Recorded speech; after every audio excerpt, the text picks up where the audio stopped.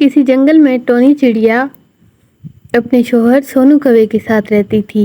ایک دن سونو کوا ٹونی چڑیا سے بولا، ٹونی مجھے جانا ہے، مجھے ساتھ والے جنگل میں کوئی کام ہے۔ ٹونی چڑیا نے کہا، اچھا ٹھیک ہے آپ جائیے، اور سونو کوا چلا گیا۔ ٹونی چڑیا ایک بہت ہی خوبصورت اور بڑے گھر میں رہا کرتی تھی۔ وہ پورے جنگل کی مالدار پکشی تھی۔ ان کے اپنا کھیت تھا، جبکہ باقی جانور اور پکشی ان سے بہت جلتے تھے، ہر وقت اس کے پیچھے ہی لگے رہتے۔ ایک دن کالو کوا بولا، ٹونی کی تو قسمت ہی اچھی ہے۔ تو کوئل نے کہا، ہاں کالو ٹھیک کہہ رہے ہو، اتنے مالدار گھرانے میں جو بیاہ دی گئی ہے، قسمت تو اچھی ہوگی نا۔ تبھی ٹونی چڑیا وہاں آ جاتی ہے اور کہتی ہے، پکشیوں کیسے ہو؟ تو کوئل کہتی ہے، آؤ ٹونی ہم تمہارے بارے میں ہی بات کر رہے تھے۔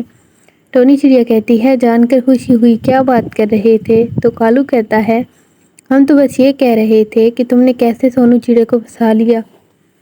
تو ٹونی چڑیا بولی، میں نے تو ایسا کچھ نہیں کیا، آپ کے سامنے تو سب کچھ تھا۔ اور ٹونی چڑیا کو بہت غصہ آیا کہ انہوں نے اس پر الزام لگایا ہے، اور وہ غصے میں گھر واپس آ گئی۔ ٹونی چڑیا کا جنگل بہت خوبصورت تھا۔ ایسے ہی 2-3 دن گزر گئے۔ ایک دن بادل پکشیوں کے پاس آئے اور بولے، پکشیوں آج ہمیں بہت ساری بارش کرنی ہے، تو تم لوگ اپنا انتظام خود کر لو، اور بارش 2-3 دنوں تک جاری رہے گی۔ پکشی پریشان ہو گئے کیونکہ ان کے پاس تو گھر ہی نہیں تھا، اور بادل واپس چلا گیا۔ دوسری طرف ٹونی چڑیا سکون سے گھر میں بیٹھی تھی۔ سارے پکشی بہت پریشان تھے۔ تو کوئل نے کہا، ٹونی کے ہی مزے ہیں، اسے تو کوئی ٹینشن ہی نہیں۔ تو کالو بولنے لگا، میرے پاس ایک آئیڈیا ہے، کیوں نہ ہم ٹونی چڑیا کو اسی کے گھر سے نکال دیں، ہم اتنے سارے پکشی ہیں اور وہ تو ایک ہے، سونو کوا بھی نہیں ہے۔ تو کبوتر نے کہا، ہاں تم ٹھیک کہتے ہو، ہم سب مل کے اسے گھر سے نکال خود اس کے گھر پہ قبضہ کر لیں گے۔ تمام پکشی اس بات پر رضامند ہو گئے، اور ان سب نے سوچا کہ ابھی ٹونی چڑیا کے گھر جا کر ٹونی چڑیا کو گھر سے نکال دیتے ہیں۔ وہ سارے ٹونی چڑیا کے گھر چلے گئے اور بنا دروازہ کھٹکھٹائے اندر چلے گئے۔ تو ٹونی چڑیا نے کہا، ارے پکشیوں خیریت تو ہے؟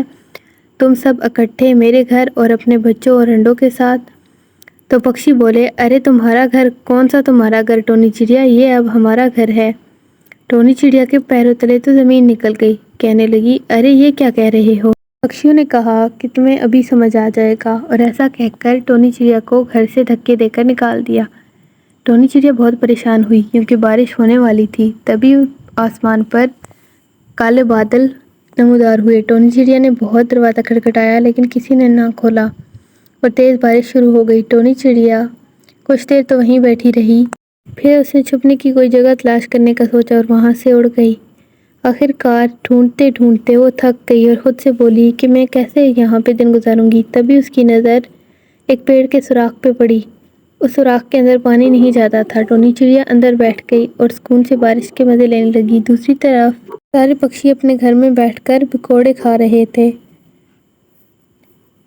اور مزے لے رہے تھے اتنے پیارے موسم کے۔ تبھی وہاں پر چیل آتی ہے۔ چیل بارش سے بچنے کے لیے کوئی جگہ ڈھونڈ رہی تھی، لیکن اسے کوئی جگہ مل نہیں رہی تھی کیونکہ اس جنگل میں تو ٹونی چڑیا کے علاوہ کوئی گھر تھا ہی نہیں۔ چیل اٹھتے اٹھتے ٹونی چڑیا کے گھر کے پاس پہنچی اور سوچنے لگی کہ یہ کس کا گھر ہے۔ کہنے لگی، میرا کیا جاتا ہے، میں نے تو بس اندر جانا ہے، اور دروازہ کھٹکھٹانے لگی۔ کالو کوے نے اندر سے پوچھا، کون ہے؟ تو چیل نے سمجھا کہ یہ کالو کوے کا گھر ہے اور سوچنے لگی کہ اگر میں نے بولا کہ چیل ہوں تو یہ دروازہ نہیں کھولے گا۔ اس نے آواز بدل کر کہا کہ میں کوئل ہوں، کالو کوے دروازہ کھولو۔ اور جیسے ہی کالو نے دروازہ کھولا، چیل اندر آ گئی اور اتنے سارے پکشی دیکھ کر چیل کے منہ میں پانی بھر آیا اور پکشی خوف کے مارے کانپنے لگے۔ چیل بولی، ارے واہ، اتنے سارے پکشی ایک ساتھ، آج تو میری لاٹری لگ گئی ہے، ساری خوب بھوک مٹاؤں گی۔ اور پھر چیل نے سوچا کہ کیوں نہ اپنے شوہر کو بتا دوں، اور کال کر دی اور ٹونی چڑیا کے گھر کا پتہ بتایا کہ میں نے بہت سے جانور پکڑ لیے ہیں۔ تو ٹونی چڑیا کا گھر پہ چیل کا شوہر بھی آ گیا اور وہ دونوں مل کر بہت خوش ہوئے، اور اس کے بعد انہوں نے سارے پکشیوں کو مار ڈالا اور انہیں کھانے لگے۔ دوسری طرف ٹونی چڑیا ایک درخت میں بہت سکون سے بیٹھی ہوئی تھی۔ پکشیوں کو ان کے کیے کی سزا مل گئی اور ٹونی چڑیا کو اس کے صبر کا اجر مل گیا۔